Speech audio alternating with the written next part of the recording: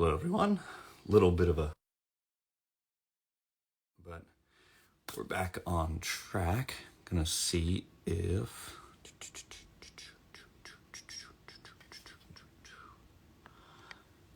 kind of just a quieter Tuesday. For some reason, my voice a little crackly right now.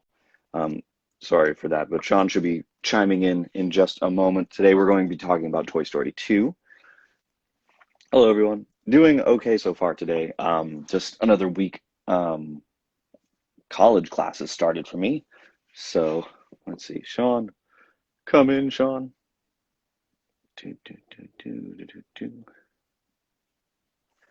Just making sure. Am I going to D23 Expo next year? I'd like to. Yeah, depending on scheduling and stuff like that. I don't know if the truck would make it there. I'm trying to figure that out right now, but Jonathan Beeman, how you doing? Great, sir. How you doing? Good. Good to hear. Trying to think of structure-wise, just answering a couple questions from the feed because we got a couple people on the line. Okay. People are asking if we're going to the D23 Expo as people. I might, depending on things. I don't know. I don't think they offer discounts anymore for tickets, so I wouldn't be able to rely on friends to get there. But but yeah, today we're going to talk about Toy Story 2. That's how tired I am. Two. One of the greatest sequels of all time. I'm sorry, I'm still organizing here. I've had a hectic morning. I got my taxes done. How great is that? Nice. Adulting. That's right. All right. Yeah, so today we're going to be talking about Toy Story 2. I'm Sean, and that is our fearless leader, Marco Bongiorno. Dun, dun, dun, dun. There's a story. I saw a really funny video. They did a thing with Usher. I guess some big song, a bunch of different singers and everything, and they did a cut like that, and they told Usher he was going to be in the middle, and they put him in the bottom corner, but he's totally doing this stuff. He's to nobody. Okay, Toy Story 2. This is our next little installment in our Pixar podcast run through. We've thus far covered Toy Story and A Bug's Life, both wonderful, wonderful films. I think Toy Story definitely ranks over Bug's Life in my opinion. Running into Toy Story 2, we wanted to talk about, make structure a little bit more of a priority this time in this podcast. And so I really want to try to keep as close to like chronologically how things happen in the movie through the discussion we can. I'm sure we'll jump around as we always do. And then we each are going to discuss a scene. We could probably discuss those now since we're actually organized this week. Marco, your scene is? Mine's going to be just running around Al's Toy Barn, just in general. Which goes back a couple times. A couple of fun details there and whatnot. Definitely. My scene is going to be the Sarah Mclaughlin When Somebody Loved Me. Jessie's scene, her whole story. I thought that was just, it's relatable, to say the least. Hi, Auntie Gail. Let's see. Besides that, we'll be discussing also how this particular film kind of fits into the whole franchise, what it really does for Pixar. And yeah, so Marco, you want to start us off with a little conversation? Yeah, so I love the movie. It's a great movie. And I think it's when you watch them like back to back to back. I mean, if anyone has the time to do it, do Toy Story 1 through 4 back to back to back to back, and you really see how they build off of ideas, and then they'll kind of jut away and kind of veer off from ideas they've introduced in previous films. And it's a real neat story structure kind of thing. It is really fun to see all the kind of like almost Easter eggs really that you see in these first couple of films that really come to fruition later. I was really paying a lot of attention to Bo in this one, just knowing what we know about her journey throughout. And, you know, she's this fragile glass doll at this point in her life, but it all changes later. Just kind of seeing the beginning of that. And it's kind of a trip to me that she wasn't somebody who wanted to go on that whole journey, which we'll cover later, I'm sure. But, you know, of all the people who go on the mission, and you see how people are later, she probably would have fared pretty well. She probably would have held her own better than some. Exactly. probably has stronger arms than Rex, even if they are porcelain. Rex. Although Rex is very valuable. Yes, In yes, the he shadows does. to the left. I always forget to do proper research, so I don't remember if there was a short that came before this or if they re-released. I feel like there's part of me where like For the Birds is re-released with Cars, I think, and I don't remember if they re-released an older short. But we'll just jump into the movie. Actually, let's talk about the short. I'll Google it real quick. Let's see what came out. Toy Story 2 short. Came out in 1999? 8? I'm not seeing one. I don't see one. Am I? There might have not been one. Or that's a trip. So they took a break after Bug's Life? maybe, or they might have, because some of them, I think there were a couple of them that didn't have shorts. And considering that Toy Story 2 was supposed to be a made-for-TV special, like a 30-minute holiday special, maybe they just didn't have time, or production stuff. I'm sure there's an entire article written somewhere that I should have consulted before starting this. It's all good. Yeah, but yeah, we could just do like a high-speed synopsis. Yeah, so we'll start off. So the movie starts off, opening scene. Let's talk about it. As you're 9 years old, you're 10 years old, whatever you are, the scene hits, and it's basically the coolest sci-fi movie you've ever seen in your life. Buzz Lightyear hits the screen. It looks like Star Wars. We're in space. The flutes are playing. We're flying through everything. We get this really cool trumpety thing, and you know me and my horns. Bah! Buzz Lightyear. Right? And what's Disney doing here? Making dollars, dog. Because we all have Buzz Lightyear. All of us have Buzz Lightyear, but we've never seen Buzz like this. None of us have seen Buzz like this. He's in action. He's doing backflips over robots behind crystals. He's shooting lasers at thousands of people at once. He's got now, and you know what? Your old Buzz, he could fly and glow in the dark, which we see in this. But can your old Buzz? Does he have anti-gravitational belts? Does he have an anti-gravitational belt? Not yet, no. Mom, I needs it. So what do? You go buy yourself a belt. And I mean, I feel like that was the year when they were releasing like every Buzz under the sun. It was like metallic, glow in the dark. Yeah, I had it. American. We had the dark gray one was sweet. The metallic one was really cool looking. I liked that one a lot.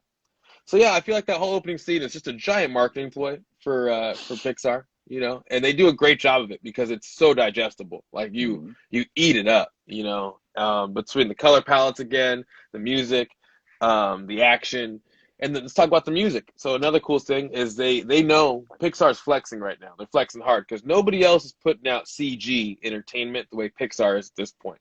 Nobody, right? I think at this point, Shrek just came out. It's like Shrek's like the coolest other movie besides Pixar. Coolest CG movie besides a Pixar movie. And so they know they're killing it. They know it. And what do?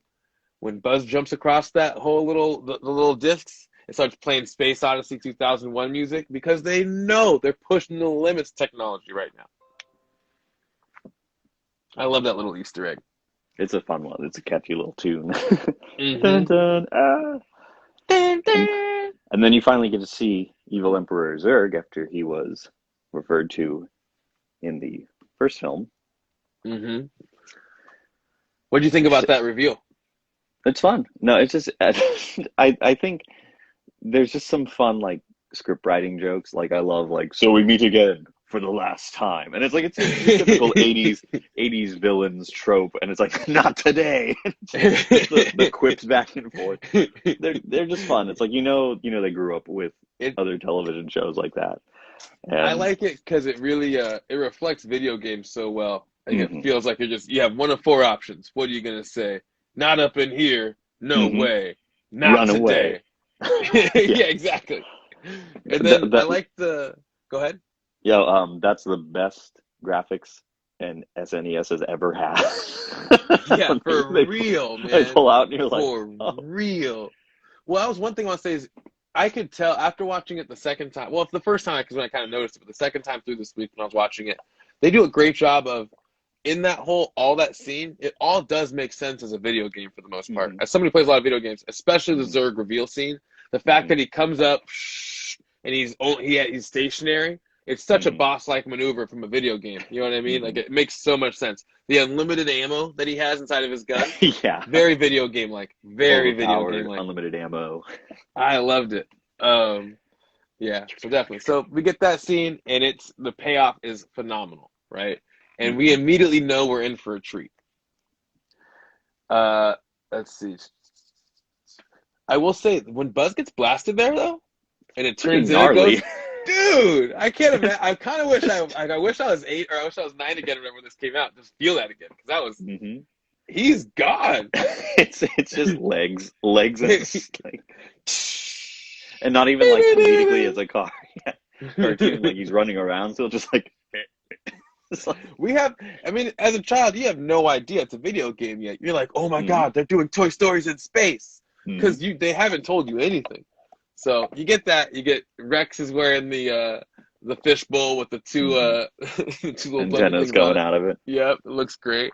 He's all butthurt because he's got little arms. Great joke. I love that we keep getting back to it. It's so good. It's an easy joke to make, but they don't overdo it. It's great.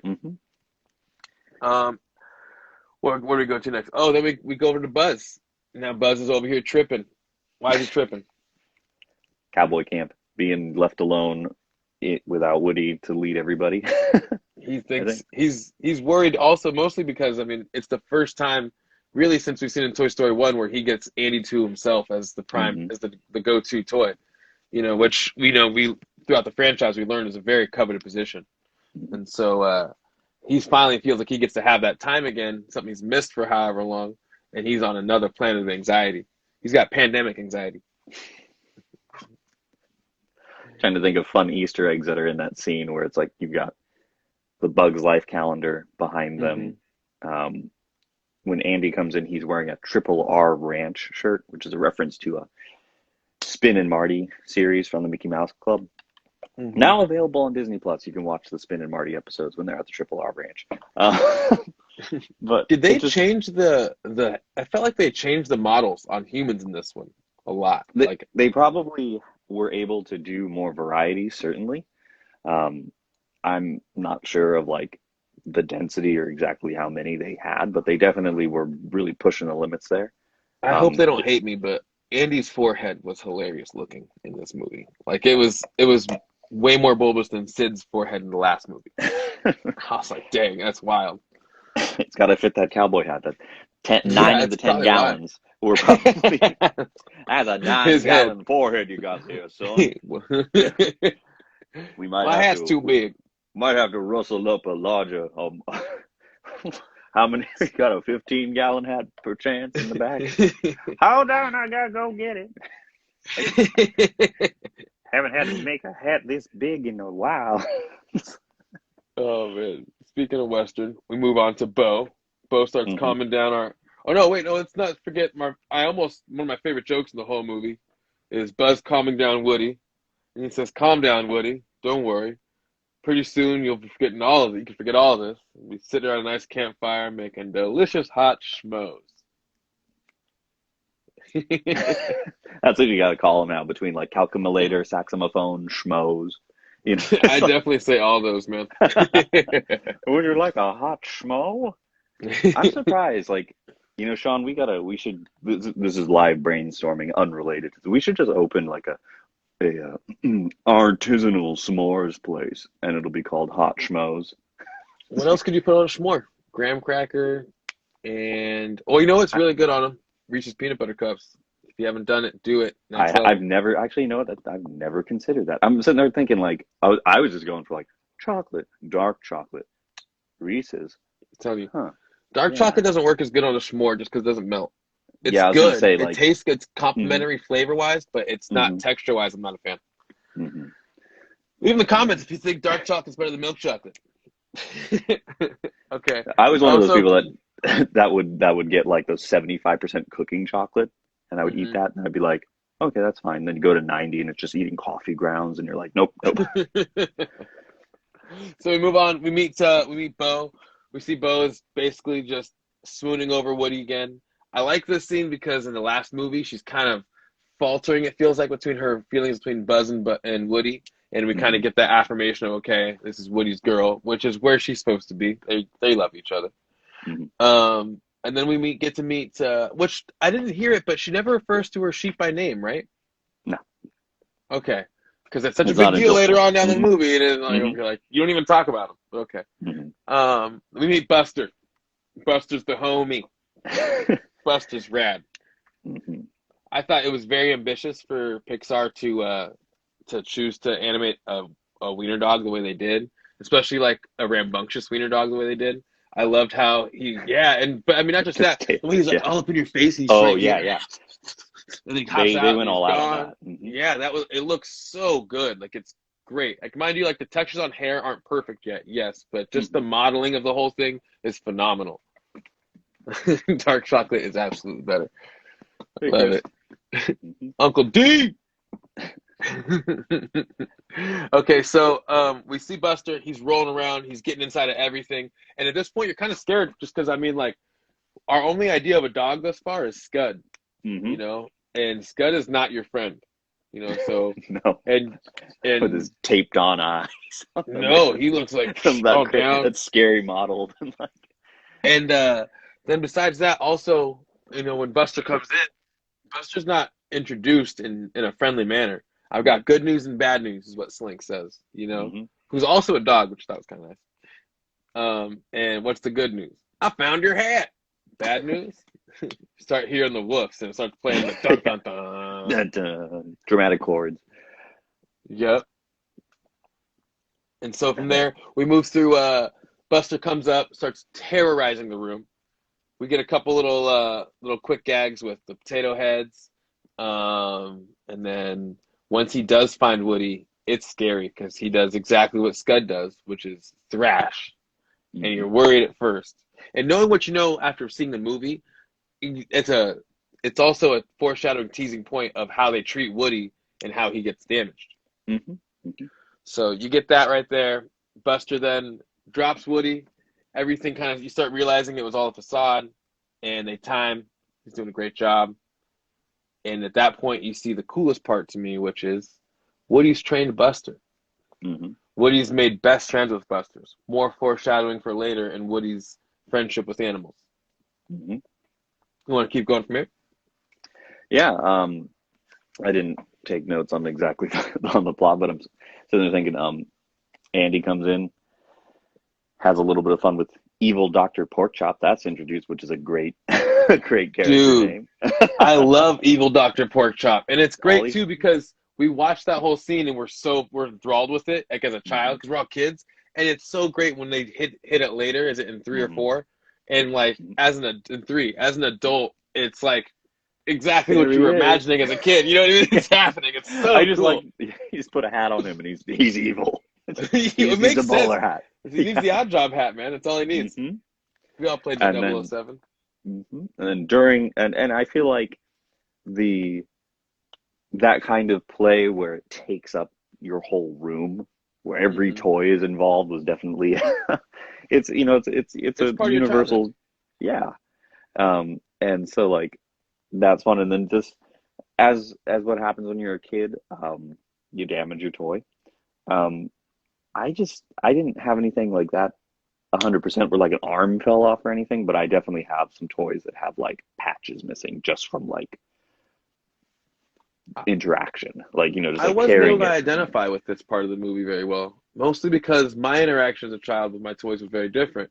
Like, you know, like, if you have Legos, when something breaks, you just refix it, or that's the way it is now, and it's got a new character to it or something, you know? Or, like, besides that, like we talked last time, the last Toy Story with Sid, you know, you asked me how did I treat my toys, and I told you one of my favorite games was building spaceships and throwing them off the second floor patio. So, like, I had a different experience with my toys also because I grew up around swap meets, and the swap meet and everything, not all my toys were complete to begin with. A lot of them required imagination to play with to begin with already. So, like, the part of the how the toys were so scared that they were going to get broken and then be done, it didn't, for me, doesn't ring nearly as true. I can imagine for a lot of kids, it really does, because I can imagine, like, your mom just going through your room and just throwing toys away. Because my toys had to be really jacked up. My mom would throw them away. I still wanted them. My favorite one was the most broken one, probably. I think the toys that I would play with that would get the most damage were probably like Hot Wheels and just like Hmm. you try to. I realize when you're a kid, you try to teach. You ever do like Hot Wheels curling where you're sitting there like trying to get it as close to the wall and then you just accident. Yep. One of the wheels is off and it just crashes into the. We had really nice. We had like linoleum and so Hmm. it was the They perfect. go forever on Yeah. linoleum. Oh yeah. I know. So like I think of the toys that I had, I think like I had a bunch of Hot Wheels where I'd be like, oh, this poor Ferrari, they never got dented in. The darn things are, solid Hmm. piece of metal on wheels. But um, you know, the, this is definitely plays up the um, perils of playing with softer toys, especially Yeah. what we learn later in the film that Woody is in fact a retro toy. Hmm. A very So retro show. and he is He's older than shelved. a lot of our parents.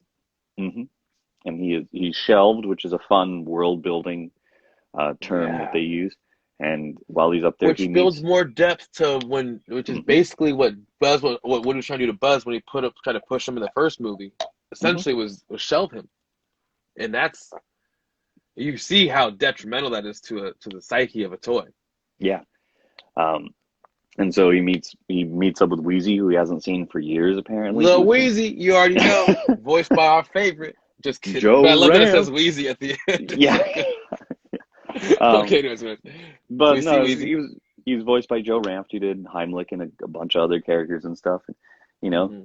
I thought you were getting that concept of like, oh, I thought you were getting your squeaker fixed, and no, it could, and it's like there are toys like that where like, Yeah. they would break and like you couldn't do anything about it, and you either had to get used to it being like broken, but like I think Andy's age, he probably would have been okay with it, but like when you were 5 and like, do you have Yeah. any stories like that of like a toy to something weird happens, you're like no, and like it's I can remember, like, you know what's sadder about that is that I don't hmm, remember anything like that because that means that I probably happened a lot and I never even registered it. Like toys just, I busted the Jesse.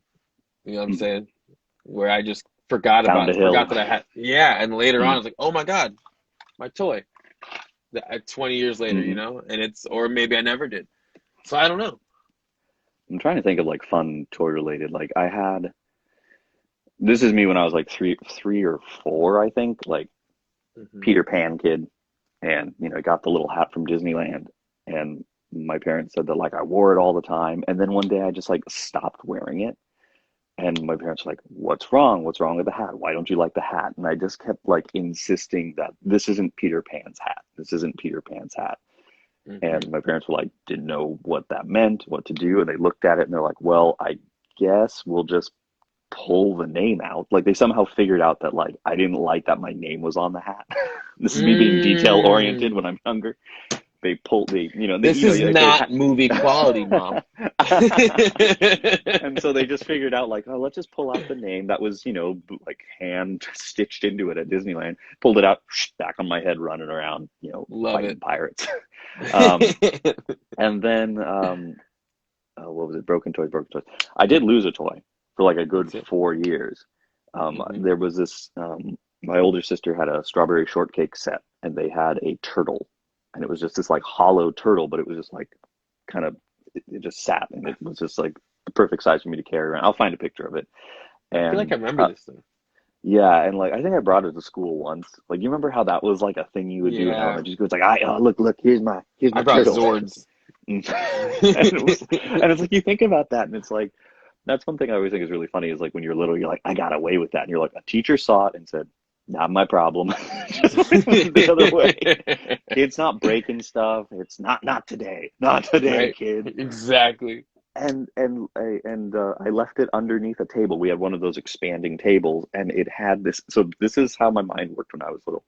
I was sitting under the table, and the space where it made room for the joints and everything to slide in when you would open it and close it, and for the leaves, to me, looked Hmm. like a docking bay of like a of a I got spaceship. you. I know exactly what you're And saying. so I put the turtle in there, pretending it was a docking bay, and then I just never played under the kitchen table for 4 years, apparently, and I couldn't find this turtle. Thought I lost it at Disneyland. thought I lost it somewhere, and we were like filling out lost and found forms for a couple of years, and we're like, lost a small plastic turtle, and then one day You put plastic in really small font. small turtle answers to the name of does not answer to any name. He has no masters, you know, and it's just one of those things that we did. But anyway, back to the movie. We have plenty of time, guys. We have 2 hours to talk about this. Hey, Dewey, today we're talking about Toy Story 2. We might do one where we talk about the background of the truck, but for now we are recapping the films. But I'll hit you up on the side later about something like that, potentially. So we're back to So we had the evil Dr. Porkchop. We met up with Wheezy up in the shelving situation. We got a ripped arm. He had his mom make some comments that are very damning right away. Like she just kind of seems like she's already over Woody, which is he's been around too long. Very scary for what's going to happen next, which is the day after Andy leaves, she immediately goes into sneaky, devious mom mode and says, "Yard sale. I'm gonna sell my kid's toys while he's gone." Which is rude, man. Like, it's so rude. I'd be so mad. I would be so mad. If that happened, my mom better don't ever confess, because I'll hold that. So you remember those toys that you broke when you were little? Well, there was a whole garage sale. Yeah, right? Oh, man, we had some killer garage sales in my house, too. So anyways, yeah, we get the garage sale scene. We see Woody then risk his life for a toy, which is becoming a norm now, we're noticing. Like, you know, he's gone from being somebody who leads for ego, whereas he's now leading for compassion, leading through compassion and through others, you know. And so it's inspiring to see him he throws his body basically into the mix, uses Buster. He's already riding Buster like a horse, which is pretty rad. Like a rag doll, and it's cool the way they haven't done it because he's got the one arm. He looks like he's really rodeoing it down and whatnot. It's pretty fun. Buster's character, man, I can't get over. It's so great how they have this whole, like, because the toys are magical, you know, Pixar 3 related, the toys have to be magical, but they also have this relationship with animals, which makes, and maybe they're able to share their magic with the animals, or maybe the animals are able to recognize the magic or what.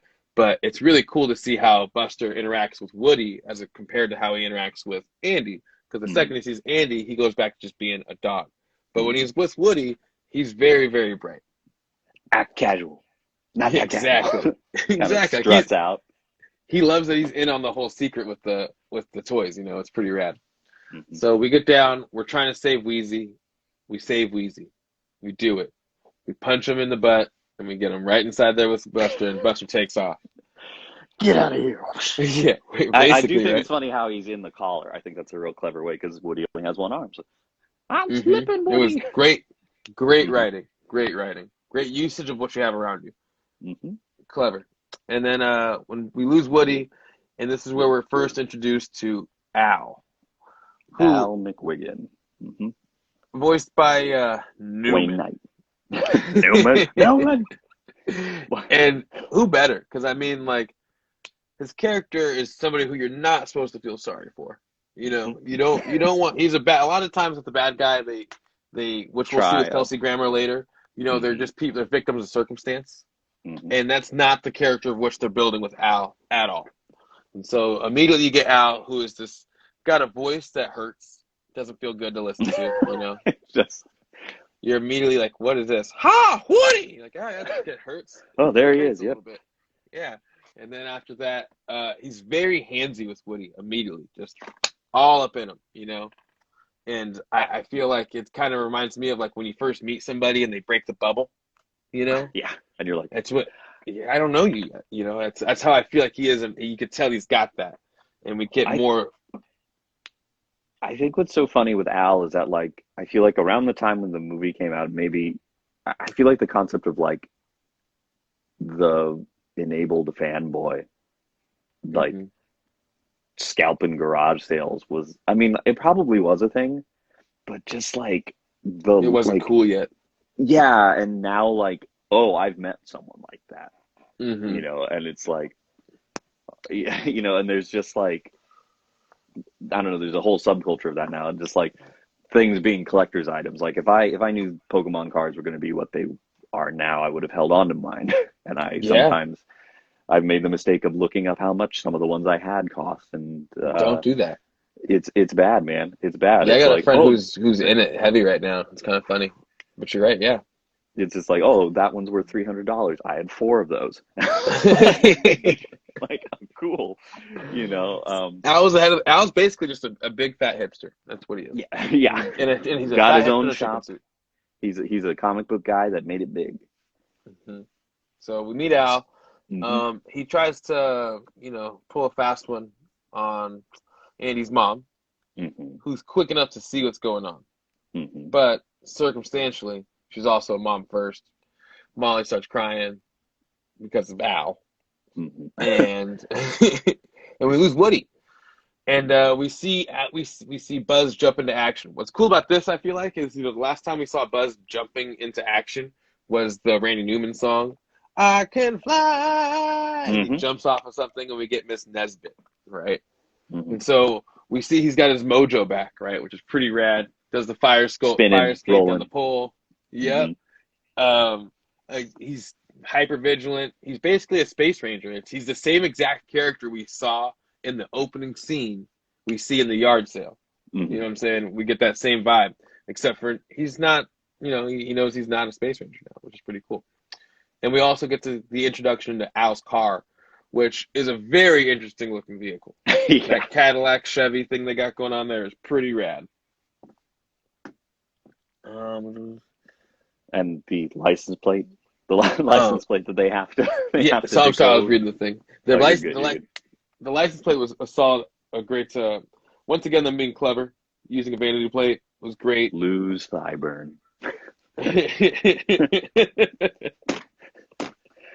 So good. Fun fact: you can, if you like that license plate, Mater's license plate, or the license plate from the Pizza Planet truck, just go to celebritymachines.com. This is not a sponsored message. They're just really cool guys who make really cool replicas of lots of pop culture license plate frames. Somewhere in this cabinet, I have thought about it. It's somewhere in there. I could bury it, but I could dig for it, but it's buried in there. Let me see. Hold on. I'm going to talk to you. Oopsie, something already fell. I barely. But they make actual like stamped license plates, and it's kind of cool because we could use that on our truck, but we don't have to because we have actual digits. It's a good vanity plate though, but don't drive with it on your car because that's illegal in like 50 states, but and then from there they go back to the house, right? And they try to recreate. They have to start decoding. One thing we skipped, which we definitely have to talk about, only because of how scary it was, especially as a child, is the nightmare. Yes. We didn't talk about the nightmare, and that's terrifying. It's Pixar getting really experimental. I think, like seeing Woody fall into a endless pit of toys. It's kind of a take two of Sid's house, like disembodied arms. All those arms, 100%. Yeah. But that's because also to this point, that's the scariest thing we've seen in the Toy Story universe is Sid's house. And so I definitely feel like it's taking from that. And also the idea of being trash is so scary here, and it's something that comes up later on down the line. Once again, Pixar being wonderfully clever and always utilizing what's at their disposal. I love it. Yeah. So yeah, recreating the crime scene. Oh, good. I watched it. It moved me. I was sitting there going like, "Dang," because we've all experienced it. It hits you in a point like this, and it's sad if you felt it as a child, but it's the truth of not being wanted. And that's all the nightmare really is. Yeah. I think it's interesting how each of the movies play with that theme of like not acceptance, but finding your place, finding your tribe, validation. Finding your group. Yeah, it's just your self-worth in comparison to like your job.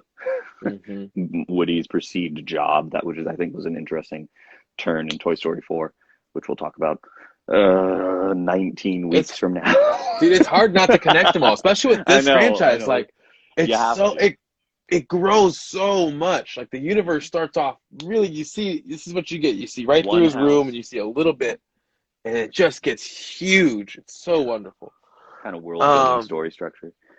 okay, so get away from the nightmare. It was Mhm. scary and everything. We get back. Woody's gone. Buzz is looking for him. Everyone's trying to figure it out. They're having their meeting. Everyone's squabbling. They turn the corner. They see Buzz holding what? One white feather, which is a harken to the chicken soup, but I thought was also a nice little Easter egg towards Forrest Gump, was they're looking for Tom Hanks. And I mean, just the way that, the way the feather comes down, the whole thing, I basically had that Forrest Gump music in my head while that was playing. We realized that it's Al. We knew it was Al the whole time at this point, but I mean, the toys kind of figure that out. Then we get a jump scene over to where Al's at in his house, and he's got Woody. And I'll tell you right now, Al's got a pretty nice place. He's got a penthouse, I think. He's got a penthouse. The furniture's really nice, all old 50s modern, 60s modern. Yeah, it's all good stuff. He's living the life. lot. He's across the like. Could you imagine like that living situation in today's world? Living in the penthouse across the street from where you work. It's pretty. That's. I mean, his name's on the door, so I'm sure he's pulling some numbers. But it's like, and it's kind of plays more into the whole. We don't feel bad for him. Yeah, you're not supposed to feel bad for him at all. He's got money. And he's still looking for more money. He's greedy as hell for whatever this money is. But he's got this thriving toy business across the street. But then again, one thing I noticed is there's never cars in the parking lot. Yeah. And even in the store, that's something that So maybe because the toys can run around freely. Maybe something's gone wrong. Maybe this is Pixar 3 related. Maybe we're at the precipice of something. Maybe they're in a pandemic, or maybe they're in the real world. I don't know. Yeah. So go ahead. When you're saying something might be wrong, I'm thinking about just how the commercial for Buzz Lightyear in the first film was like, Buzz Lightyear, Penn Jillette screaming. And then at the end, it was like, now available on Al's Toy Bar. It's like, maybe they put all their budget into the end. All right. Or maybe that's what people sound like now. That's what regular people sound like. They all sound like that. But, that's something that, well, wait, doesn't he go all the way to work on a Saturday? So all the way to work. So maybe Al's Toy Barn wasn't open on Saturdays? That's weird. It doesn't make no sense. I don't think that's right. We are now diving into, for those of you just joining us, we are diving into the details of the operating hours of a fictional toy store within the Toy Story universe. Yeah. Brandon, I hope that wart thing worked out for you, man. So he won't find content like this anywhere else. So we're in Al's Toy Barn. We're there. Mm-hmm. No, wait, is that what happens next? I'm sorry. No, cuts back to Woody and them. We get the Woody reveal. You're right. You're right. You didn't say anything. No, I didn't say anything. No, I feel like we can even be like more vague, where it's like we're introduced to the Roundup gang. We've got Joan Cusack as Jessie. We've got Kelsey Grammer. She kills it, dude. Mm-hmm. She killed the energy in her voice from the beginning. It must have been a heck of a recording session. Oh my gosh! Coffee.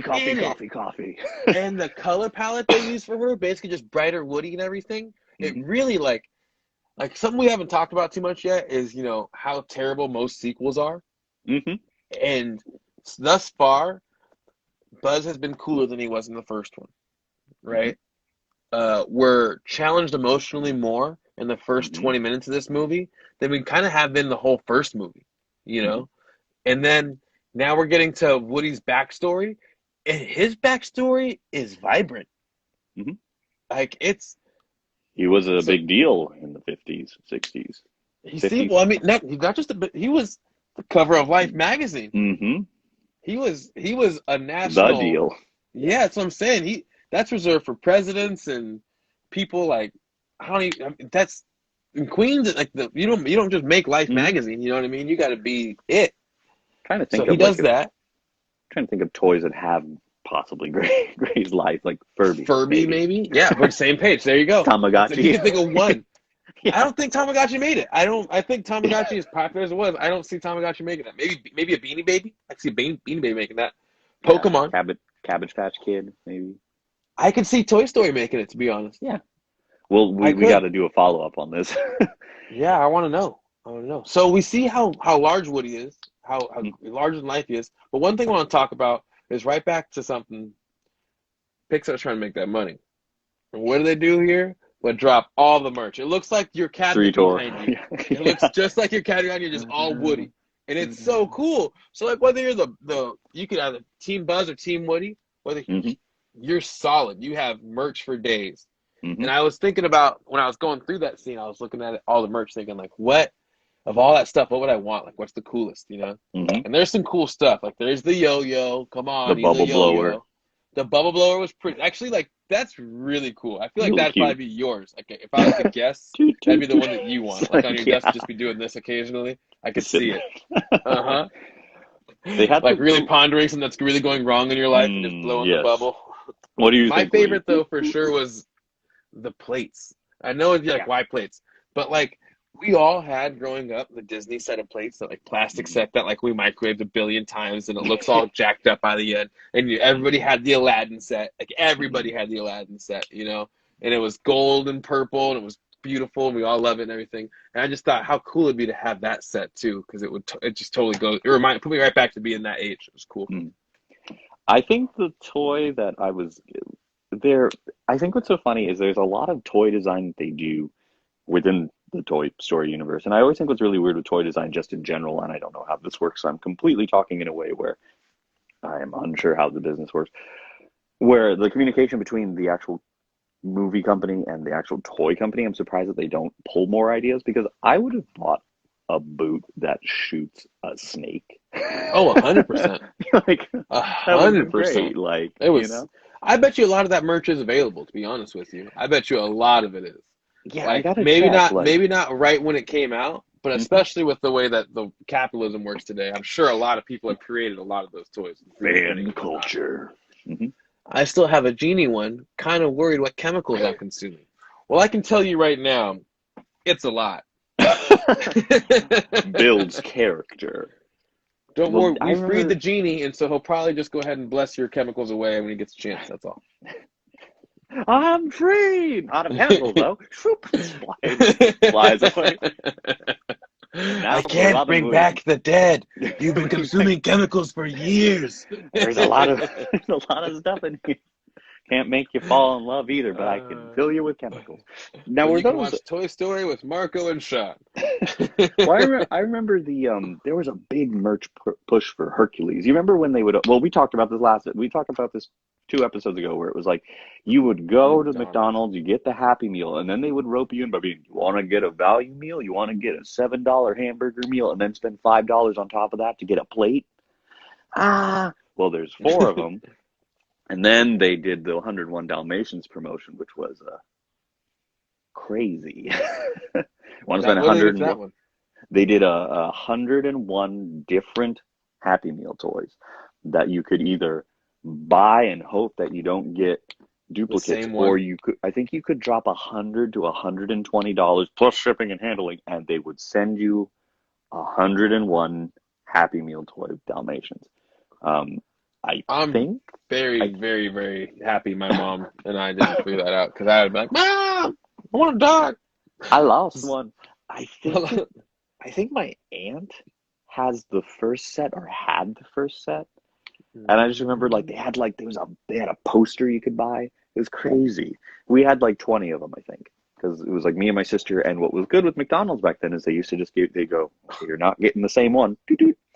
And I'm not saying that they don't do that now. I'm not saying things were better when I was a kid. I'm saying things were better when I was a kid. That's exactly what I'm saying. I just feel like that's got to be so tough, though. You think about even now, I love you so much, Marco, because you're over here going back in time, and you're feeling bad for McDonald's in 1999, and how they're working so diligently to make sure that Marco gets a different toy every time he gets a happy. It's that kid again. We can't give him dope. We gotta get him dot. Kid. Well, I'm just thinking about, even with Corey just hopped into the chat, and we went and did a Pokemon excursion And it was great because I go, "Hi, do you have the Pokemon cards?" And they're like, "Nope." And I go, "Great, I'm gonna get him. I'm gonna get him cheeseburger meal." It was so quick, and I was like, "Oh man, they've been asking this all day." And they're just like, "Another adult asking for a Happy Meal toy. Well, Get him through the line." See you later. But so hold on. Okay, back to the movie. Okay, So Woody's a hot commodity. Yeah, and we get to meet the Roundup gang. We get great reveals for everybody. Joan Cusack's killing her performance, right? We're feeling all of her energy. We get Bullseye, which is another great, ambitious scene from Pixar's standpoint of now we're getting a first-person, not just a horseback ride, but they do a great job of animating Bullseye to have the kind of legs that he has. They really... Oh, yeah, the ragdoll-y kind of... Yeah, they don't move like actual horse legs, you know? And so we get that experience from on top of it. And it's once again, it's the first time you've ever experienced something like this as a viewer. Like no one's ridden horseback in a movie in CG animated or a ragdoll horse. No, like none of those things have dog happened horse. There isn't. Pixar's competition isn't stepping up, hasn't stepped up yet to do these things, and so like it's so. That's the word I want to use here. Like, it's more than interesting. It's transcending is what it is. It transcends what everybody else is doing. Just these quick little scenes, whether it's the dog, Buster coming up in your grill, and you get that, and they really show off, like, just pores. They can knock out pores on noses already. We're there. You know what I mean? And now now we can show you what it's like. Like, it blew my mind as a child. Yeah. And so we get that for Bullseye. It's wonderful. Bullseye's so lovable. So he's a dog. So we get Buster, who's a dog, but acts like a horse. And now we get Bullseye, who's a horse, but acts like a dog. Once again, Pixar moving in circles. And I love him pieces. And we get to meet Prospector Pete, or soon to be known, Stinky Pete. Stinky Pete. Because he brings the stank. And the concept we've been seeing toys that are out of the box, and this is the first time we're introduced to a toy that is in the box.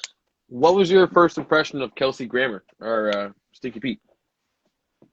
Oh man, so like, I think what's funny is just the voice acting Kelsey Grammer does. It was like, "Turn me around, Bullseye." Turn him around. Yeah. He's like, "Oh, the prodigal son has returned," and he's like, and it's such a great concept where it's like, who has the least prospectory voice out there? Kelsey Grammer. It's not me. I have the most prospectory voice. Don't get me going. I think it would be funny though too if there's ever like an inside the actor studio. I think it would be really funny to be like, "Kelsey Grammer, like, I know you were chosen to be the antithesis of a prospector, but could you give us your best prospectory voice?" And I feel like he would short circuit. I don't think he'd be like, "Niles," just like burst into flame. Just like, I don't know. I think he would just bust right off into his Thunder Mountain Railroad impression.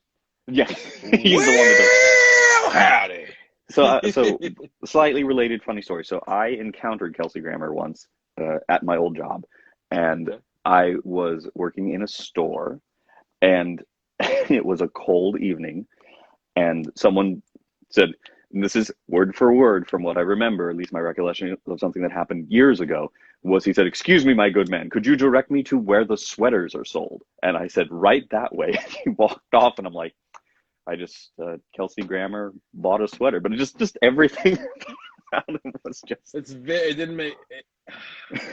"Pardon me, good sir, could you direct me, I would like to partake in a beverage of some kind, could you direct me as the crows fly?" He doesn't use conjunctions or any like, what's going contractions. On here? Hello there. Yeah. Quick, fire up the Kelsey Grammer bot.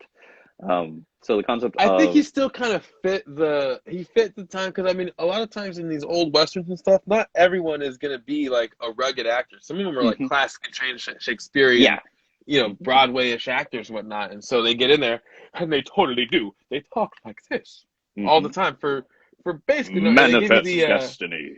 What's his name? They give you the Jimmy Stewart treatment. You know what I mean? And so I feel like that was the kind of Western voice he was looking for. It was going closer like the Jimmy Stewart as opposed to the Gene Autry or John Wayne. Mm-hmm. I kind of, I mean, Pixar's done a great job thus far of casting its villains. Oh, yeah. You know, last one we got, what's his name? Kevin Spacey. Mm-hmm. And this one we get Kelsey Grammer. Both very, very trained actors. Everyone, Yeah. you know, for the most part, has a lot of respect for them as actors. And so Mm-hmm.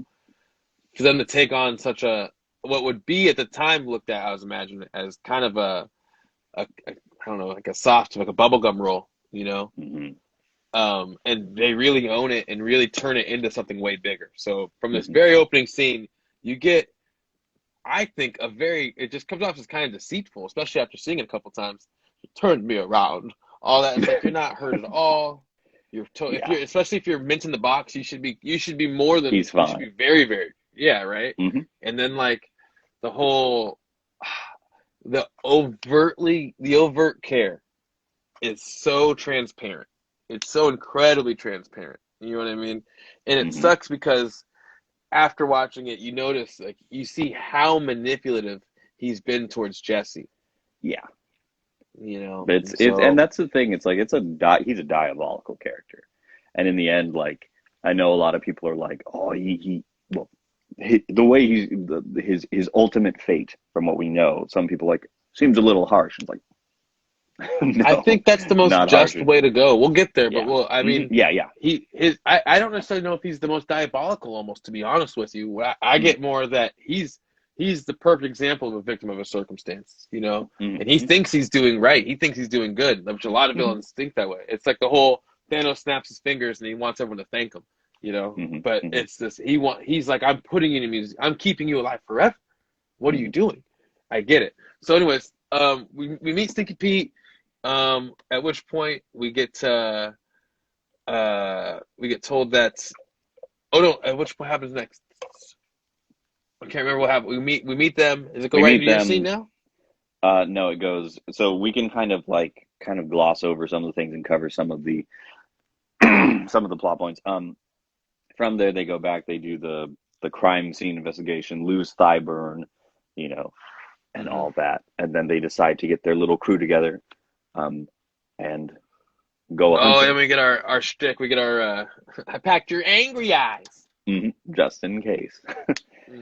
And the I don't like this yo-yo. part because Bo gives Buzz a kiss and she needs to stop hooking up with Buzz. All right? What's going on here? I don't like this. She's wishing him luck. It's like you know, yeah, she's totally. like a going off to war kind of thing. The train going up, you know, saving Private Woody, you know. Both their cheeks were rosy. That's all I'm saying. And then so they get the hunters together. They Geronimo off of the top of the house, which is really neat. Like, I know that if I lived in a house that had a window that led right onto a roof, there would be a lot of shenanigans, probably Hot Wheels related shenanigans. But it's Joey Goldberg, and we snuck out a couple times. Go ahead. Yeah. And that a house setup like that would have been really interesting to have.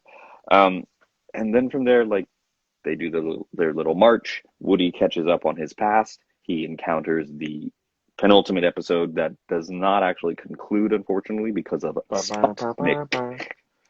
That music was incredibly catchy, by the way. I've been singing Woody's Roundup for a week.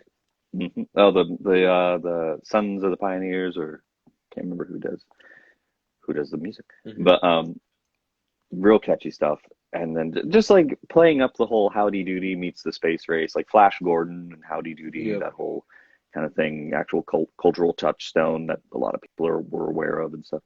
And then, where do you fall on that spectrum? Are you on the cowboy or the? You know what's really funny is at the time of the movie coming out, I think I was definitely more interested in space toys. I was a Star Wars kid. And now I'm both, I guess, to be indecisive and not actually answer the question. I don't know. It's like, as a character, I like Woody more.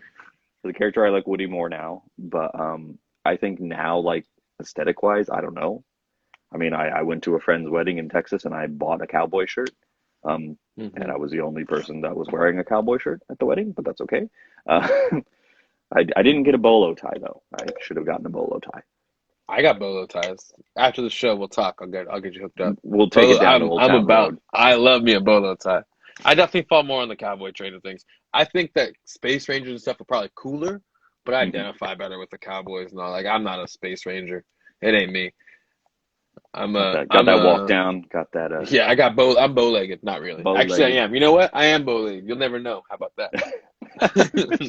Sean stands up and I walk away. You walk like one of those characters. Yosemite Sam. At least he didn't dress like the prospector. Don't give Sean any ideas. He's halfway there with that mustache. Yeah, you want me to? I'll start dressing up right now. I got the whole outfit here. I'll catch him up on the plot. You get into. We need to do a cowboy themed episode. Hi everyone. If we raise enough money, we'll do an episode dressed as cowboys.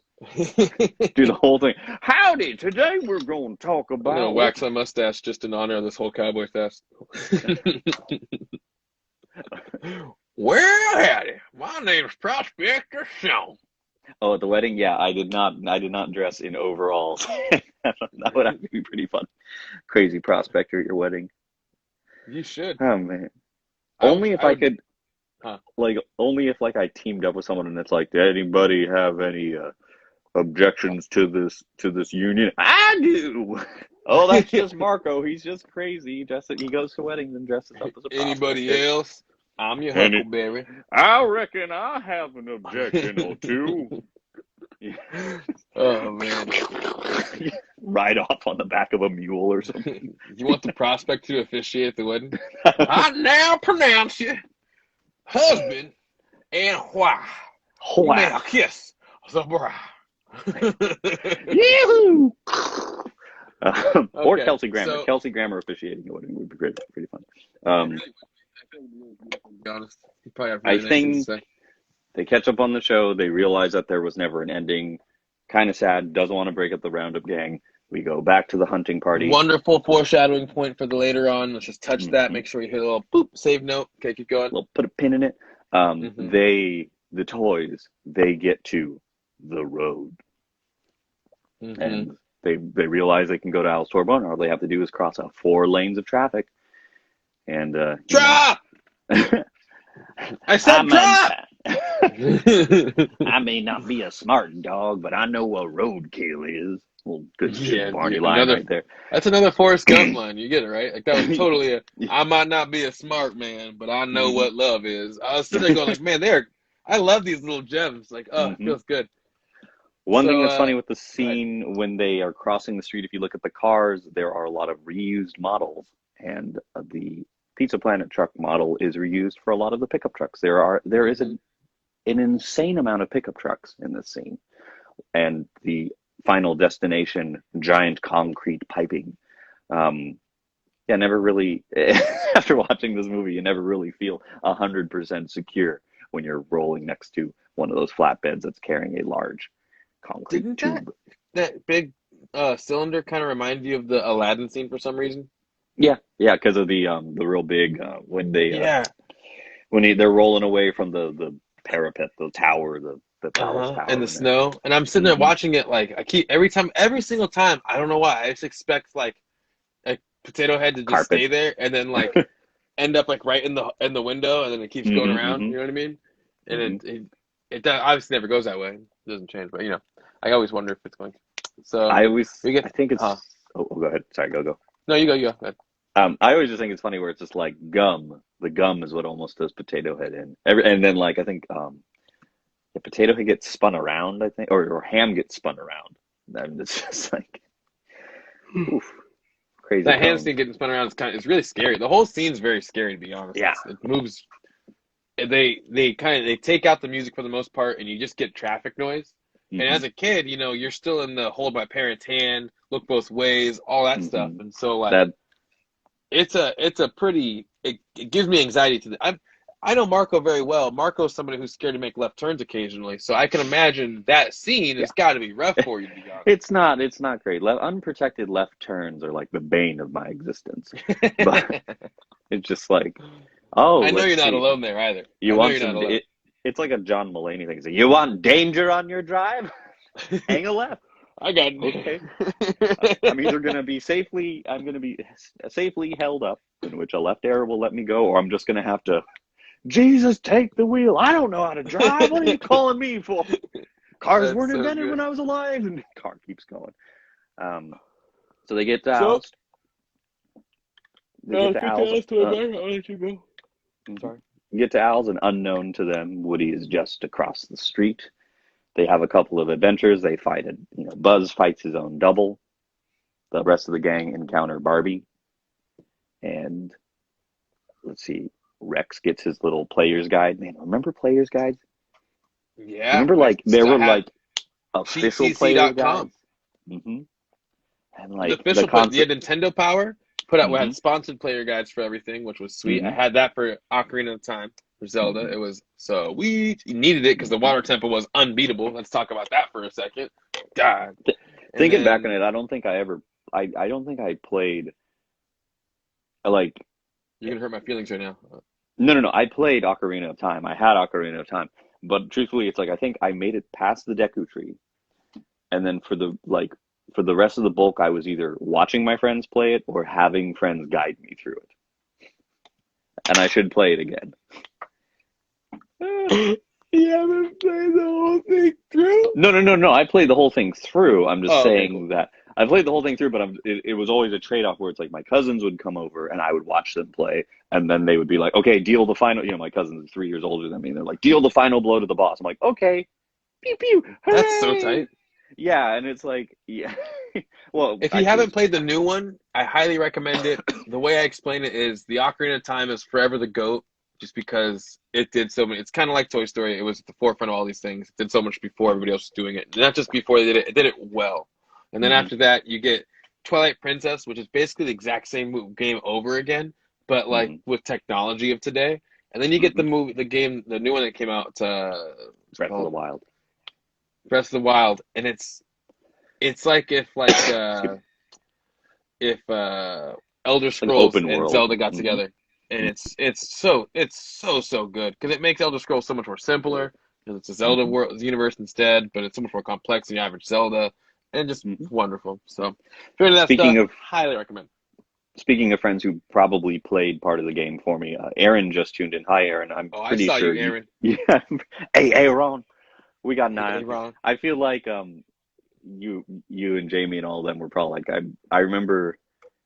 Well, no, because I think like I probably played like the last Ganondorf's Wind Waker's Tower. solid. Hold on, I'm sorry. We gotta notice this. Wind Waker is solid, and the animation on it is phenomenal. But I will say that I think that in the scheme of things, it does one thing really well, what it does, but it doesn't push story as well as some of the other ones do at all. Like you could watch people watch Ocarina of Time, or you can watch people play any of the other two I mentioned, and it plays out like a movie. I think what's crazy is I see the question at the bottom. I'm like ready to answer, but I'm gonna touch on one more Legend of Zelda thing where it was like, I never played anything after Ocarina of Time, or I played Majora's Mask, and then I never got very far in Majora's Mask, and then played Breath of the Wild, and then I was watching like replays of like the final boss battles of like Twilight Princess and Wind Waker, and I didn't realize I didn't realize how brutal those games are. They're gnarly. They're crazy. It's just they got away with it because there's no blood. Yeah, or it was green or purple or something. Curious on our take of the overarching storyline of Buzz and his journey of self-acceptance. Yeah, Buzz gets a lot of identity crisis throughout actually every movie. Every single one. Next one we get his language identity crisis. Yeah, finds out he's a toy. Knew he was a toy. But, I mean, this one I guess is the lightest. Yeah, he doesn't really go through too much identity crisis in this one. He knows he's Buzz. Yeah, he gets like a physical confrontation with another Buzz, which I think is funny because... Oh, go ahead. No, go ahead. What do you think is funny? I just think what's really funny is like I know that he gets in a fight with a display model, and I understand why, like story-wise, it would have made things complicated. But it's like the entire wall of Buzz is just waking up from hypersleep or something. Well, so I think they do a good job of explaining that. I'm a stick with these kind of things, little details, but just saying they're all in hypersleep and whatnot, and it makes a lot of sense just because I don't get we had this conversation last time. What it is, something about Buzz is different in the sense that every other toy comes and they know they're a toy and they're aware. You know what I mean? There's only a couple times you see a toy unaware that they're a toy, whether it's Buzz or Porky. And so in this one, it's really a trip just because, I mean, what I like about it is they say everyone's in hypersleep. It fits that.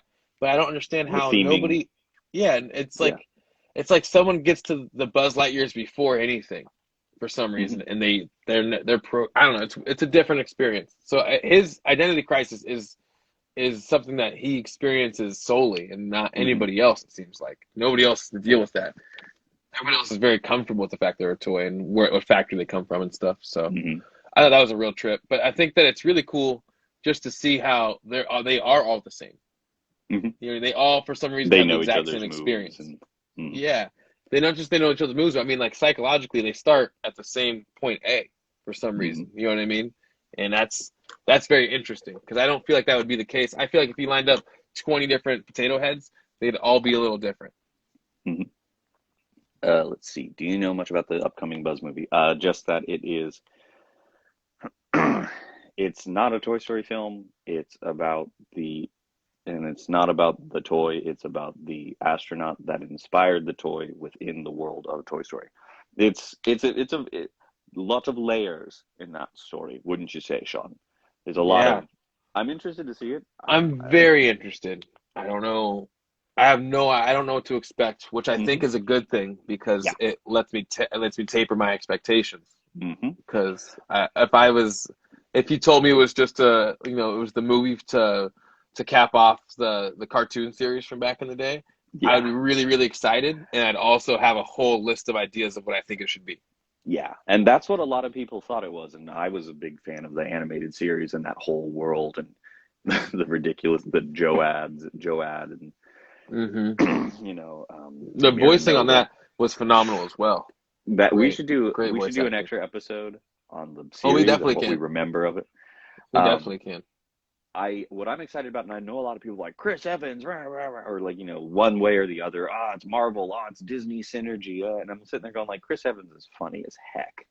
He's gonna own this. Like if Chris Evans just plays it as Lucas Lee from Scott Pilgrim versus the World, perfect. That's exactly what's gonna happen. That's what I want it to be.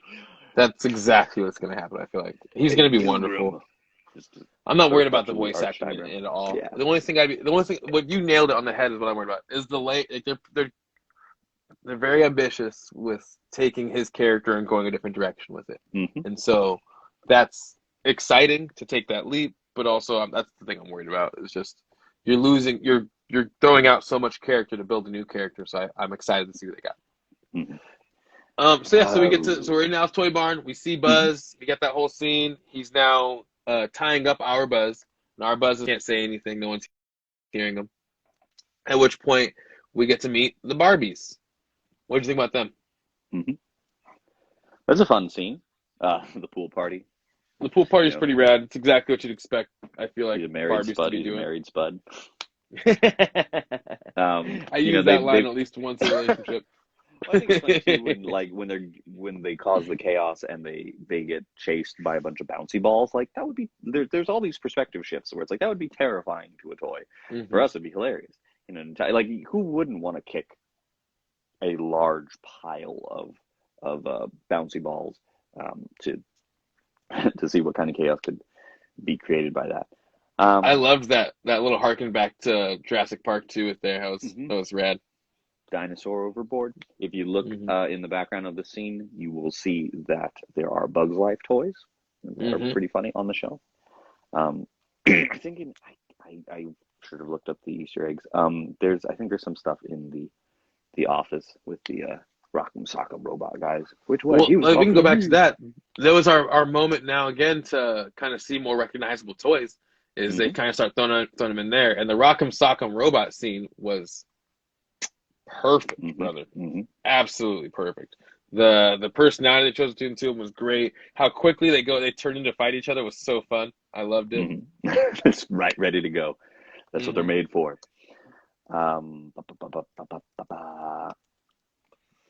We got so they're in there, they're researching now, they're trying to find out where Woody is. They're trying to they're looking up different, I think there's like a letter or something on the table, if I'm not mistaken. Mhm. And Al's faxing photos over.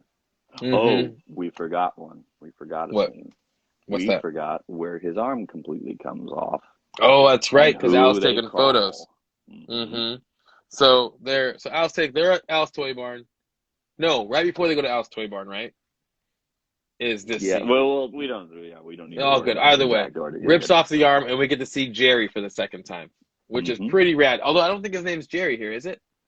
I don't think they. I don't think they refer to him as anything. I think he's just the Yeah, cleaner. the Cleaner, which honestly is a very scary name. Again, that's like I Yeah. feel like a name they use for like Steve Buscemi in Reservoir Dogs, Pink Hmm. Man. Anyways, so we get to see him, and it's such a like. It's before ASMR was a thing, but there's some real ASMR stuff going on. It's Hmm. very pleasing to watch that scene. If you want to just Hmm. YouTube The Cleaner Toy Story 2, and you'll Hmm. have 2.5 minutes of just relaxation. Hmm. Um, I really enjoyed just at that point. It's another flex on where Pixar's at with textures. Hmm. There's a lot of extreme close-ups on Woody that are just if I would love to have those in some stills just as like you could frame a lot of those shots and they'd be Yeah. really, really wonderful. Like when he Hmm. cleans his eyes and everything is really pretty. Or when he brushes up. The stroke over Andy is so like it gives me goosebumps every time I watch it. I'm getting goosebumps right now. Hmm. Because it's like it's the end of a chapter in the middle of a movie and you're scared. It reminds me of in Toy Story 3 that when we're waiting for the claw, that whole payoff, Hmm. there's Yeah. a moment there where you're kinda like, is this so is Woody Is this gonna what's be done? happening? Hmm. Like um and then we get after that we get the scene with the cheese puffs. No, we missed the cheese puffs scene. No, I'm sorry. So Yeah, Cheese Puffs was Prospector before Pete, that. Yeah. yeah, Prospector Pete's already sabotaged with the whole TV scenario. We think that it's Jesse. They do a pretty good job of making us Hmm. feel it's Jesse, and that's one thing I want to talk about. Plot hole. Why didn't Jesse see Prospector? How come she didn't notice that he hopped out of his box? And how come the remote ended up right in front of her and she didn't notice? Sleeping with her eyes open. I'm just saying that was one thing I thought was like Yeah. Yeah. one small little plot hole. Besides that, then we go over to Al's Toy Barn and it flies right into my scene after that. After the researching Hmm. for everything, we get to see the Sarah Mclaughlin scene. And the first thing I noticed when I'm watching the scene is how just if you use it or you said diabolical, he's just very manipulative. Prospector Pete. He says, "Why don't you go talk to Jessie? Go tell her yourself that he's going to leave. Tell her by yourself." And so Woody goes up there, and really what he's doing is he's trying to manipulate her sadness to work in his favor against Hmm. Woody, and he's helped cultivate this sadness. And the whole story with Pete is that nobody chose him. Kind of like we get Hmm. in the Toy Story 4 situation, but he was never picked. He Hmm. never had playtime. He doesn't know what that's like. And so for him, the idea of preservation is the reason of why. Why do we keep going? And Hmm. so he basically makes Jessie feel like all of her time spent was a waste, Hmm. which is a terrible feeling when you love somebody and you feel like you wasted your time. And so he preys on that. We go up to see Jessie and we see Jessie's reflection. And that's really where my eyes are the entire beginning of the scene as I'm watching Jessie's reflection and I'm watching Pixar just once again show out.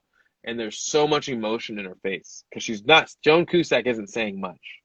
She's Hmm. giving a phenomenal performance right now too. Like know that she's able she took all that energy she had and because she was so up here with it, when she hits you with the energy down here, that change, that level Hmm. shift, shifting gears is so dramatic that it really sticks on you. So you're watching her be somber in the reflection. She looks at Woody and Woody tells her how he has to get back to Andy because Andy and she interrupts him. Why? Because Andy's so special. Because when you play with Andy, even though you're not moving, you feel like you're alive. And she just Hmm. keeps going in deeper and deeper and telescoping deeper into Woody's feelings until she ends up inside of her own feelings and she explains her story through a song, which, I mean, you want to talk about perfect music, just decisions again. This Hmm. is that Randy Newman moment from the first one for me, where like it takes us to another place and immediately this the color palette, the music, everything is just a synergy and it's working together. and we see a little girl, and she's got Jesse, and she loves Jesse, and it's known immediately. And she's holding Jesse, and we see that this girl loves horses, and it's all the things that little girls like. It's all the stereotypes. They're all getting hit. And then you see Jesse's completely satisfied. And the rose in her cheeks is so bright at this point until the moment where she's not wanted anymore. And we come back to that circle of the shelf being shelved. And in this case, it's being put under the bed, which is another thing which, it just happens to our toys over time. Mm-hmm. And dust collects, and essentially she hits puberty. She starts being interested in boys, starts being interested in her looks and doing her nails, and toys kind of fall by the wayside. And I've kind of had a little thought about this, about how, women seem to hit puberty before men. And so this probably happened before, she had a shorter window than Woody and Buzz and all of our toys have. Like the toy of which, and girls don't necessarily play with the same amount, I guess they have Barbies and stuff, but they don't always have the same collection of toys that boys have. They for some reason, our society gives them different kinds of toys, and so that leaves Jessie alone to begin with. That's one major key factor that's different between her story and everybody else, is that she didn't have a bunch of toys in the toy box to hang out with when everybody left the room.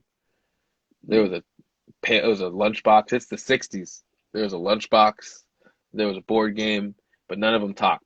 So she's left alone to her own devices for however long. And I feel like it's so human, the next part of it, where it's like she gets picked up and she immediately feels like this is it. Mm-hmm. This is that feeling I was missing. And I feel like we've all felt that, whether it's a rebound or whether it's a friend or whatever it might be. And then she realizes after it's too late that it's already over. Mm-hmm. And it's been over. And it's the saddest thing, because Jessie doesn't know that she's alone for real until the car's leaving. Yeah. And she's not able to cope with it. Mm-hmm. Yeah. Normally there's signs, something. And the thing is there was signs the whole time and you just didn't see them. And she didn't know. And you feel so much for her because she was alone through all of it. Woody had Bo, had Slink, has Potato Head. He's got Wheezy, even in his deepest, darkest hole. Jessie had nobody. And then she was put in a box in the side. Oh, man, it hurts me right now just thinking about it. And so you're watching her, and it comes out of this whole story. And you just, I don't even second guess it when Woody tells her he's going to stay. Who am I to break up the Roundup gang? Mm-hmm. And who is he to break up the Roundup gang? They're a killer group. Yeah. Mm-hmm. And honestly, it speaks a lot to the strength that Jessie truly has, that she's still here. And we learn that further on down the line, just from how other toys treat themselves and how not everybody makes it, Like you look at Bo and all the other toys that she tries to help along the way in Toy Story 4, Jessie very well could have been one of those toys, especially being left on the side of the road. Mm-hmm. And you figure that was 30, 40 years ago that we're looking at. Mm-hmm. So she's just been living with that alone for 30 years. That's a lot of callous. Mm-hmm. That scene really spoke to me. It really hits me deep. It's my mom's favorite scene by far. Her favorite character is Jessie. She's always identified with her. So when I see that, I don't know if I see my mom. I don't know what I see exactly, but it hits right here every single time. The music going along with it, it's phenomenal. Color palette. I want to make sure we touch on how it definitely resembles the Ant Island from A Bug's Life. Mm-hmm. Everything out there. And Pixar theory-wise, I feel like it very well could be the same exact place, and that the environment could have easily changed around there. Rain could have hit, because Ant Island is really just a patch of grass and there's a little bit of dirt around it. It's not really an island. So you could really see it, and it looks like there's nothing for miles out there. I could easily see that trailer park the mobile home that the truck was parked in front of, mile away or something. Yeah. Mm-hmm. Yeah. Which seems like. What did you think about that scene? No, it's a very good scene. It is a pinnacle of the storytelling within the movie, and I think it's just like, it's pure cinema. It's good effective storytelling, gets to the heart of the movie. And you think about how they talk about how there were talks of them not having that scene in the movie, not because of Pixar not wanting it, but because of like I think Disney people didn't want it or something. Glad that Man, they cooler heads they don't prevailed. hide it. Because normally when you get these kind of movies, all the adult content inside of it is normally hidden under a layer. You know, Yeah. they put a layer of something on top of the kid, and they don't hide it at all right here. Yeah. You know, they got the woman who tells you to give a penny for the dogs, and they got her to sing you a song about all of us. Man, I really feel like that was a scene where, like, I don't care who you are, at some point in your life, you felt unwanted. And that It's a scene, universal theme. yeah, man, they encapsulate it in a medium which is brand new, with voice actors where they can't actually emote with their faces. Like it's a perfect marriage to me. When you say it's pure cinema, it's the perfect words. I feel like I think it's the perfect two words to describe it. You don't get, when it comes to 5 minutes of a movie, it doesn't get much better than that. Yeah, it's I don't even remember what scene immediately follows that now that I think about it, but it just I might have notes on. Let me see. I think it's probably the elevator scene, if anything. The elevator Yeah, it's them shot. going. It's them. It's the toy. Dude, what do you mean what scene comes next? We get our truck scene, bro. Right? Is it? Oh no, that's to the airport, huh? Dang, never mind. Yeah. No. It is that. That's going across. Yeah, because then we get Going. Yeah. Zerg. They go back across the street, and we get the whole Zerg scene. Not just the Zerg thing, but we get the whole, everything kind of matches up with the game book from earlier. He said, in the bushes to the left, or whatever, in the dark to the left. Shadows to the left, there we go. Yeah.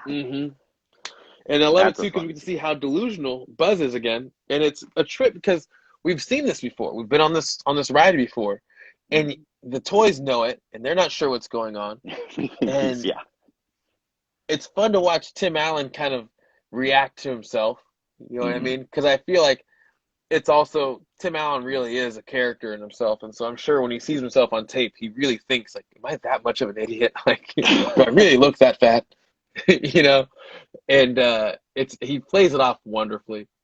I love that it's just like in the first one too, where nothing goes the way that Buzz thinks it's going. You know what I mean? He's over here using he's like, oh wait, why don't I use my anti-gravitational belt? And the elevator happens to be coming up right then. Just like when Buzz said he could fly, he happened to get caught on the little plane thing at the top of the room. You know what I mean? So like everything kind of works out. Yeah, and Pixar really loves that. Pixar believes in coincidence, and so they use it to its advantage a lot. Yeah. So we get that next one up. They go up to the elevator, and Rex doesn't want to use his head. But I don't want to use my head. I love that in the bloopers, man. The bloopers scene of that is so good. So then we get everybody meets each other, and it's a big old West Side Story standoff. Everyone starts fighting. Buzz says, "Hey, those are my friends," and they go, "That's right, we're his friends." And he's like, "I mean, the other dudes. We're all friends here, dudes."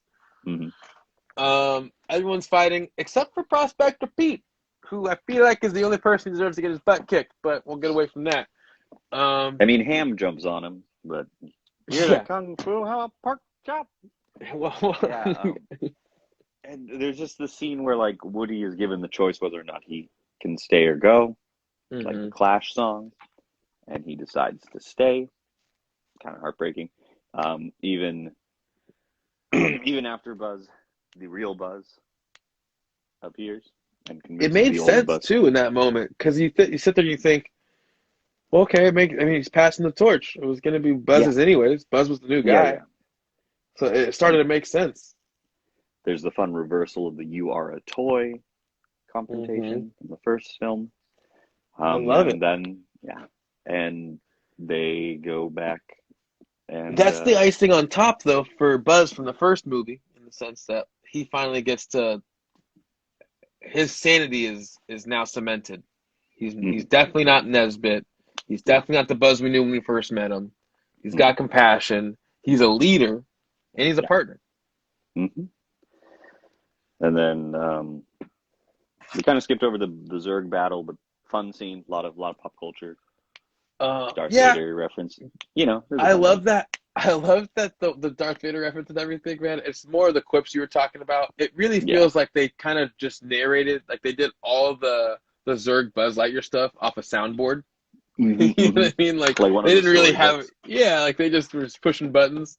It's just because I mean, no, Buzz, I am your father. No, it's so good. Or did So Revenge of the Sith copy them? I know, right? The dun, dun, dun. So the Andy's Room gang heads back into the ventilation shaft, only to find out that Stinky Pete does his heel turn like a true wrestler in true He shows wrestling his fashion. face. Hmm. And they I now tried know. to reason with you, Woody, but you Mhm. leave me no choice. Ding! Tossed salad and scrambled eggs. So then they Okay, Fraser. so now the stakes are set. They have to get to Woody and the rest of them before they are shipped to Japan. Potato Head uses his hat as in going back to the odd job hat. I loved that scene too, man. It was so good. It's such a payoff for all of us that played 007 because it's exactly what we would all do. It was our first thought No for odd sure. job, no odd job. And then get to I the really truck scene. wondered how heavy is that suitcase to the toys? It comes up again and again, you know, that like Yeah. Woody can just open it and then Prospector can just open it, but Mhm. Jesse is unable to open this case, which we'll see later. Yeah. Well, I think something fall on top of it. Maybe. I'll Maybe we'll see. We'll see. We'll think Yeah. about it. Okay, so Um. Odd Job's hat. We get to see the sweet car again, the Cadillac, Mhm. and then We pizza. get to Anyone? get that little That guitar riff is sweet. guitar. I should make that my ringtone. Good. I think I have that track somewhere. Probably should check it. Oh, send it to me. Please send it to me. So to sum up this scene real quickly, just because I don't want to go into the details of the truck every time. I've watched this scene a lot. We watched this scene a lot. We looked It's over. how We we make the poured. truck. Yeah, we poured over a lot of screen caps, and I think what's really interesting to point out with this is that the truck itself changes certain attributes depending on movie to movie. And the only two scenes that you really see the interior of it are the first and second Toy Stories, and the interiors are in fact different. In this one, the interior is red and brown, a lot of 70s earth tones, late 70s.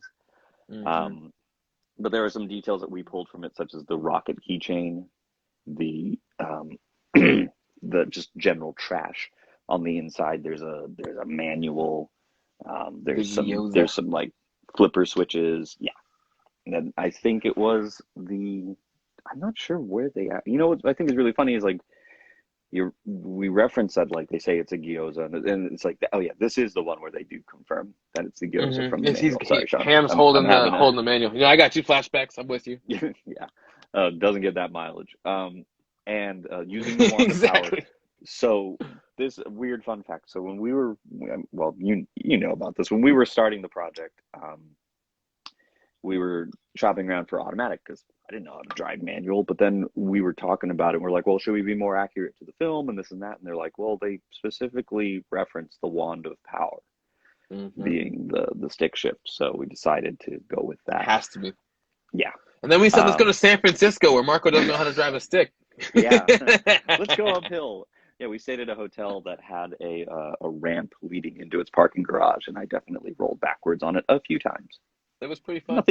Nothing dangerous, a little thrilling, but yeah. And then the pursuit and everything, and the you've saved our lives, and the aliens hanging from there. I'll tell you, driving with the aliens hanging from the rearview mirror gets a little troublesome when you take a tight turn because it either hits the driver or the passenger in the face.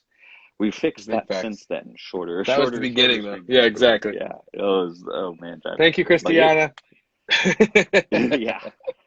I mean, I remember. I think there was one thing you were probably in it where, like, I knew I turned and it like almost like get caught in the steering wheel. Like, this is too long. This is not safe. go to the airport, park on the curb. We've They're only pretty taken good drivers. yeah, Can we pretty, talk about that? pretty, I yeah, mean, they pretty didn't decent. crash. They didn't, Yeah. I mean, like they crashed in the curbs, you know what I'm saying? But like, Yeah. people could have died. Lots of fatalities on these stories. But they ended up at the airport. They park on the curb, which isn't too bad. We've only taken one person to the airport, and that was during the trip we took Sarah to the airport. Still fun. We should do that. We should try to. Maybe we should do like a LAX service. But I would charge a lot to drive to LAX because it's I would not worth it. charge a buzz arm and a woody leg. Yeah, maybe An Long arm and Beach a leg. Airport a little easier, but Yeah, it's easy to get in out of there. Okay, so yeah. they get to the airport, at Mhm. which point we need to get inside. How do they get inside? They go into an animal kennel. Didn't like that part of it. 2 reasons. 1, Slinky doesn't sound scary at all. If he was the dog I heard, I would be trying to pet his cute little booty. And then second of all, I don't understand. I get it. They do so good. They do so good normally of like using things to their advantage. His feet wouldn't have been able to pick it up. They're all heavy. What didn't make any sense to me, that part. Okay. And even as a child, I thought that. Like, I remember thinking, like, how is he doing this? Like, it makes sense, like in Looney Tunes world, but it just doesn't make sense in our universe we have right now. So they do that. They see the suitcase, jump in with it, and we notice immediately that it looks exactly what I would imagine it looks like back there.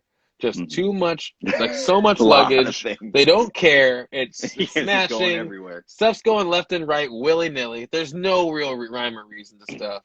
It looks, and honestly, it looked like a lot of fun. I'd love to slide down all that.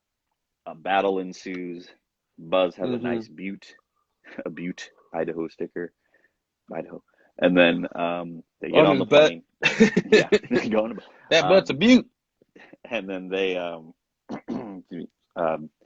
get on the plane, and the inevitable. I love the gag of like, oh, okay, 1, 2, door closed. All right, we'll get this luggage on the next one. I love it. Like, and it's great. And they I'm wrapping up quickly mostly because we don't have much time left on this stream. But Monsters Inc. scene with the door. Yes, the big reveal to reveal that there's a large mechanized craziness that cannot be fathomed is definitely same vibe as that, which will 100%. Yeah. And I do like the moment of, do you want to know how the last episode of Woody's Roundup ended? And they're like, but there wasn't they never aired that episode. And then they just do it. I think it's such a neat scene. And I do like the gag of them getting back home, taking a luggage cart, luggage puller. I love that it's crashed on the curb too. It's so good. And the neighbors are like, what the heck? Yeah. Sorry, I'm like losing my voice. I thought what happened to Stinky Pete in the very end was the right kind of justice, in the sense that he's never experienced playtime, and now he's going to get not eternity, but the next few years of playtime in a girl's environment, which isn't what she's an artist, which is the punishment. You know what I mean? I like that though. That was solid, and he'll probably end up enjoying his life. To be honest with you, I'd imagine if we came across Stinky Pete now, he'd be a much different person. I feel like he would have gone through like a flower power phase. You know what I'm saying? I think he'd just start enjoying himself, because you have to at that point. You're recast him with Jeff Bridges. Hey, that was so funny. The dude just turns into the dude, prospector dude. Yeah. So, sequels of all time. I don't think there's very many sequels that do it. I think Aliens is the pinnacle of sequels. I think Empire Strikes Back is probably known as the most popular sequel to anything ever. And I think that this is in that realm. It's right there in that echelon of, because when you ask people what their favorite Toy Story is, I'd say probably at least 6 out of 10 will probably say Toy Story 2. Yeah. As much as Toy Story 1 was the first one, Toy Story 2, just everyone's better. It just, it expands the world. It expands the characters. It's neat. And just when you thought it couldn't get any more existential, here comes Toy Story 3. At least. Yeah. But, okay, we'll get to them, but I don't think they're as good as Toy Story 2. Overall, I think they're great stories, and I love digesting them. But this one, man, like, that opening Buzz scene is real. It sets the tone. No other Yeah. movie does it. Like, I know they tried to in Toy Story 3 with the whole playground, but I'm telling you, man, we all already thought Buzz was cool, and it put it to another level. Mm-hmm. And then what else too? There's you get Wheezy singing. I feel like the Lil 90s. Weezy. I feel like the 90s. The 90s were a great time for Robert Goulet doing Robert that singing voice Goulet. between Recess and Mm-hmm. and this ending. Like, this was pinnacle, peak Robert Goulet. I agree. It was a 100%. fun, good ending, and it's like it definitely ended in a way that made it seem like it ended open-endedly, like they live happily ever after. But like, But it could be done. yeah, could be done. They gave us a happy place to end. It was a very Disney ending, Yes. which isn't necessarily Pixar, but a very Disney ending in the sense Mhm. that everybody's good now. Yeah. And that's that. Mhm. Yeah, gone. Everybody can leave. Final thoughts. Not much of a Final chance to thoughts. riff today, but we Yeah, I you got know, our you. discussions are getting good. We'll do an extra one. We can do an extra one eventually. Yeah. Final thoughts, you come in. Pixar 3 wise, this doesn't really move stuff in it at all in that whole anything, so we're good there. I kind of wonder if we didn't talk about it, but there's the theory of Andy's mom being Jesse's first owner. So that's something that a lot of people probably wish we talked about. Maybe we'll talk about it later. You never know. Jesse will be around for a while. What's our next movie? Next movie, I believe, is Monsters, Inc. Monsters, Inc. Wonderful movie. I'll talk about a score that I really, truly enjoy. Jazz. Casting You like phenomenal. jazz? I love jazz. I was actually a jazz major in college for a little bit. Not jazz major. I majored in music, but I studied a lot of jazz. Anyways, so yeah, I'm very much so excited for that. I can't wait to do our. I don't want to give away any of our impressions, but I'm sure we're gonna have some good ones for We'll that have one. some fun. Yeah, I will make sure your stuff's filed on the right day. That's what I'm saying. All right. Anything else you got for me, sir? I think I'm set. I feel like I think what's really funny with this is that like we had so much to talk about, we didn't have a chance to do any Heimlich impressions or anything.